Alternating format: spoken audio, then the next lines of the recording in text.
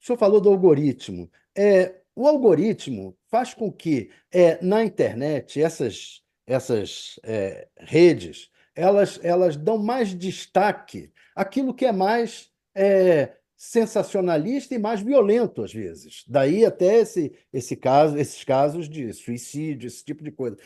No projeto, o que vai ser feito com relação a ao algoritmo, a como as redes devem agir em relação a esse algoritmo que acaba facilitando a fake news, a mentira, tudo que é sensacionalista vem.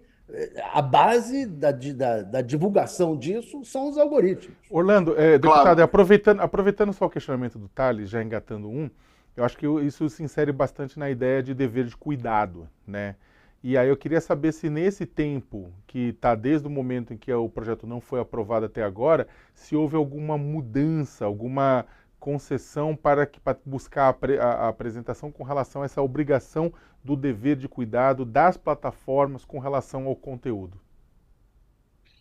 Eu vou aproveitar para chamar a atenção dos 3 itens essenciais do projeto. O primeiro item, que é bom falar isso, reafirmar, é que é um projeto que defende a liberdade de expressão. A proposta cria mecanismos para que o próprio usuário defenda a sua liberdade de expressão. Porque hoje, quando há uma moderação de conteúdo, a plataforma digital retira o conteúdo, reduz o alcance e nos comunica, feriu termos de uso. E nós que aguentemos, digamos assim, com a ação deles. A proposta prevê um mecanismo de devido processo para que o usuário conteste essa moderação de conteúdo. Segundo, introduz, Sakamoto, Thales, 2 mecanismos que são muito importantes. O primeiro é a ideia de dever de cuidado, que o Sakamoto se referiu, e o segundo é a ideia de análise de risco sistêmico. O que é dever de cuidado? É uma proposta inspirada na lei da Alemanha que determina que as plataformas digitais devem ter dever de cuidado, ou seja, devem ter uma atenção redobrada para determinadas publicações, determinados conteúdos, e lista quais são esses conteúdos: ataque ao Estado Democrático de Direito, violência contra a mulher, racismo, crimes contra a criança e adolescência, induzimento ao suicídio, crimes contra a saúde pública. São esses temas que exigem uma atenção redobrada das empresas.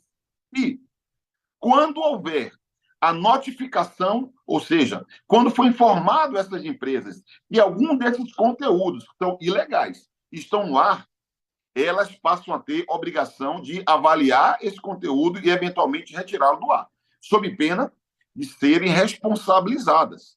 Se não atuarem após serem notificadas, podem ser responsabilizadas. E a outra parte, que é essencial da análise de risco sistêmico, é o que vem da lei europeia. É um mecanismo criado na lei europeia que faz com que as empresas elas possam, de modo sistemático, terem a obrigação de analisar certos fluxos. O 8 de janeiro, por exemplo. O 8 de janeiro não começou no dia 7 de janeiro. Semanas antes, já havia uma série de publicações. Aquelas publicações poderiam ensejar uma análise de risco por parte das plataformas digitais, que deveriam atuar para mitigar riscos. Se elas atuam para mitigar riscos e demonstram, aplausos, cumprirão sua missão. Se elas não cumprirem com a análise de riscos sistêmicos, fluxos que podem oferecer riscos, elas podem ser responsabilizadas. Então, esses 2 mecanismos estão propostos, são inspirações da legislação europeia e alemã. E a última questão diz respeito ao que o Thales falou. Algoritmo. Há quem saiba ler algoritmo. Há quem saiba ler como funcionam os algoritmos. É verdade o que o Thales disse. Os algoritmos funcionam a partir daquilo que gera mais engajamento. Discursos extremistas, sectários, radicalizados, mobiliza mais. O que nós queremos é que haja transparência da operação desses algoritmos. Porque a sociedade brasileira tem que ter o direito de avaliar se há riscos a direitos fundamentais a partir da operação dos algoritmos. Por quê? Algoritmo não brotou do chão. É uma criação. Foi um programa.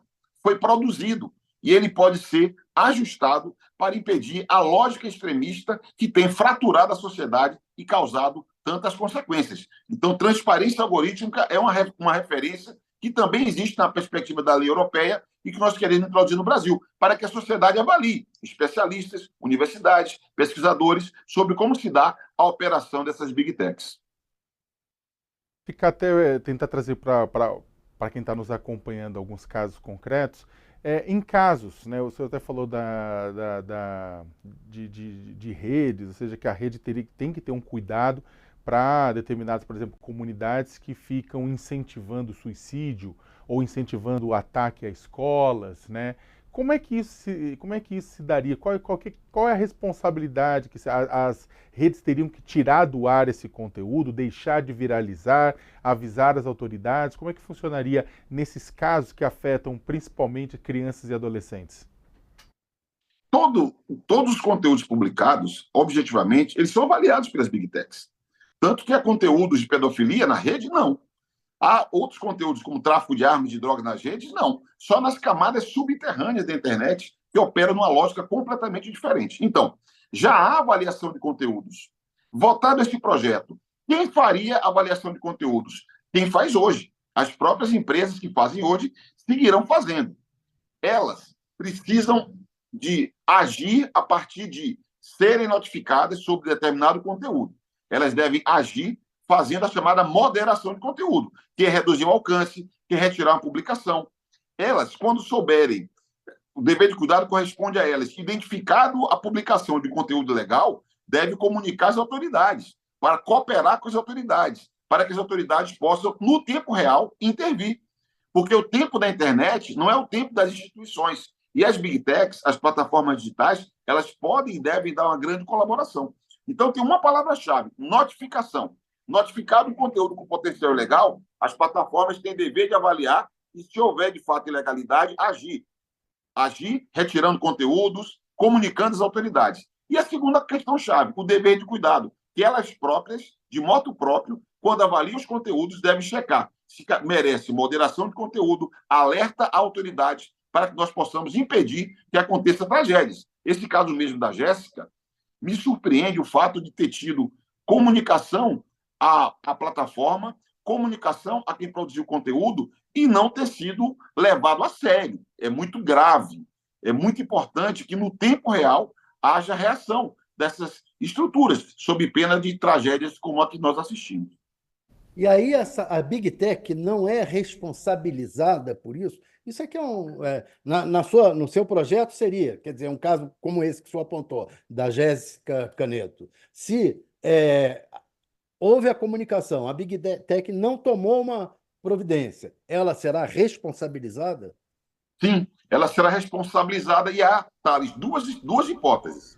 Por exemplo, se o conteúdo dessa publicação que envolveu os personagens que nós referimos aqui, se esse conteúdo foi impulsionado pela empresa que fez a publicação, a plataforma digital ela tem a obrigação de identificar todos os impulsionadores.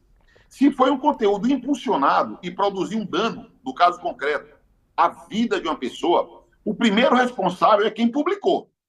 A empresa que publicou é o primeiro responsável. Mas, se for conteúdo pago, impulsionado, a Big Tech ela tem responsabilidade subsidiária. Ou seja, se quem publicou não arcar com todo o ônus da responsabilidade, ela vai ser subsidiária. Se não for identificado e houver anúncio, a Big Tech não identificou o anunciante, ela passa a ser responsável solidária.